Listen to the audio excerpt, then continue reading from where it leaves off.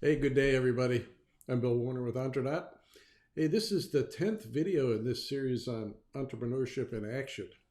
And I thought I'd do this one on culture, the culture of a business, the culture that is instilled starting right at the very top of the company, the founders of the company.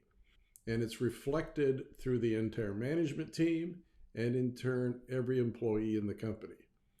Everybody in the company understands what the culture of the business is. And that occurs because it's communicated by the top leaders of the company. I'm going to tell you all about this and how it happens.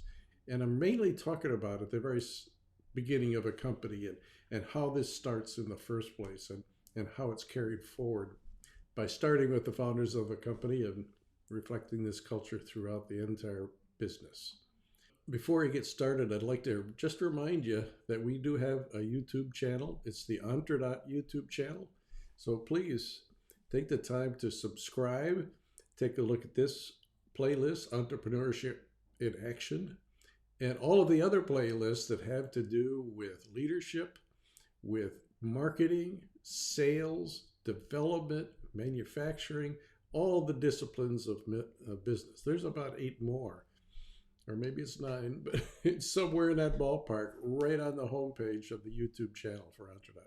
Please subscribe, make your comments, ask your questions, and I'll respond. I look forward to seeing you there. So let's get on into this discussion of culture. Quite frankly, the culture of a business starts with the instilling of trust by the leadership of the company. Leaders have to be trusted and they have to be trustworthy. They actively, through the communication of the culture of the business, explain what this company is all about, who we are, what we stand for, what our vision is, what our near-term mission is, all the things that employees need to know in order to be full participants in the company. And as the leadership does this, more and more trust is achieved between everyone in the company, but it starts at the top. Trust has everything to do with integrity. You, as the leaders of the business, do what you say you're going to do. You follow through. You are showing respect to everyone in the business that not only should they follow the culture of the business, live the culture of the business. So this all starts with trust with everyone in the business. The leadership has to trust everyone and has to in turn be trustworthy. Everyone has to do that as well. So this all comes down to the integrity of the top management team of the company. They're the kind of people that do what they say they're going to do. So as time goes on and as the leadership follows through on living their culture and communicating their culture, they're building respect and building trust throughout the company. Lots of great things happen to businesses when everyone is in the mode of trusting one another. Things go a lot smoother. If you haven't built trust, you better get working on it. The building of trust comes the communicating of the values of your company. What are the top values that are held by the top executives of the company? You need to communicate them. This is what we stand for. This is who we are. This is how we treat each other. This is how we regard each other. We have a purpose as a company. Here's what our purpose is. Explain what the purpose is. It probably goes very well hand in hand when you explain the vision of your business. So make sure you've communicated the values so people understand what this company is all about and what it lives for. As we do this, the leadership and everyone else for that matter has to carry a characteristic of being open. Openness is what I'm talking about. We are open to hearing other ideas. We're open to one another in communication. We're good listeners. But the top executives of the company are quite transparent in communicating and dealing with individuals in the company. When asked questions, they are honest and straightforward and give you straightforward answers. and do that in such a way that, quite frankly, they're vulnerable. They're being open and transparent and telling you what they think. That is beautiful. If the top executives of the company are communicating that way, this transparency becomes contagious, and people return the favor of being transparent themselves and speaking honestly and speaking straightforwardly. The next thing that's very important is showing that you, as the leadership of the company, are making commitments and following through on them. Making commitments and standing for these commitments, and quite frankly, insisting on everyone else standing for the same commitments that are being made by the top management of the company, that we're all committed to the same thing. And that's why communications is so important, that these commitments get communicated effectively with clarity. And when people have questions about the commitment that's being made, or when asked a question, the clarity of the answer to the question, that you as top management are in the mode of listening. Listen, listen, listen. Before you act, before you answer questions, listen with empathy, and then give straightforward answers and follow up with a question by you is that, do they understand your answer? Let it be a two-way communication, in almost any venue.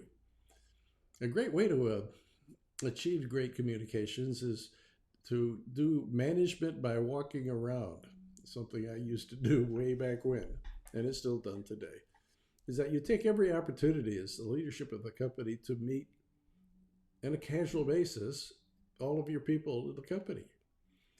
Now, if you're starting with 8 to 10 people, that's easy to do. It becomes a little harder when it's 50 to 100. But if you carry out this practice of management by walking around and meeting people, getting them to know you better, you getting to know them better, you continuing to instill the culture of the company in everyone you talk to. Remember, you're communicating and you're open and you're sharing your values and you're sharing with them what this company is all about, building trust, that kind of stuff. You do that every day by management by walking around. It's a great way to meet employees and yet another time tell them your views of the company, and quite frankly answer their questions, because they'll have some. So in all of this, you're showing that you're a caring individual. You care for them. You do this with compassion. You show that you care, and quite frankly, you're delighted. You enjoy caring for them. You're glad to answer their questions. You're glad to give them your response and ask for their feedback. And you listen with empathy, as I said before. You want to understand more about not only what they're saying and what they're asking, but what's driving them to do what it is they're doing. How are they feeling about the situation they're talking about? Listen with empathy and listen for clarity. Both of them. They're very, very important.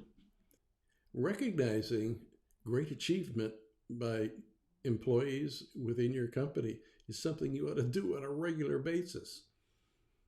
All of this work you've done to get them committed to your vision and committed to the plan you're on, and they're achieving things, is to show your appreciation. Reward them. Reward them publicly. Reward them privately. Reward them whenever you see them and whenever it's appropriate. This could be something as simple as shaking of hands, or in this COVID time, bumping of elbows, whatever it is, to say, nice job. I really appreciate you bailing us out in that situation. It could be something as simple as that, and that goes a long ways in employee morale, quite frankly.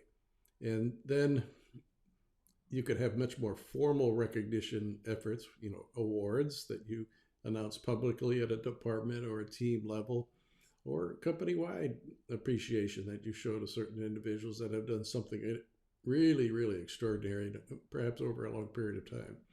But don't miss the opportunity to recognize good work, and do it in a venue that shows you appreciate it to all of the other people that this person is working with. So take the time to recognize great work. With all of this, trust being built, and your commitment and communications and the caring and you recognizing the really great work, this builds teamwork. It's all built on relationships. And what pulls all that together is trust. So my thought for you today is build teamwork founded in trust. Trust for your team, and it's mutual trust. Nurture this culture based on trust. Be open. Be open to all ideas. Answer questions well. Make commitments and meet them. Communicate, communicate, and communicate, and show you care.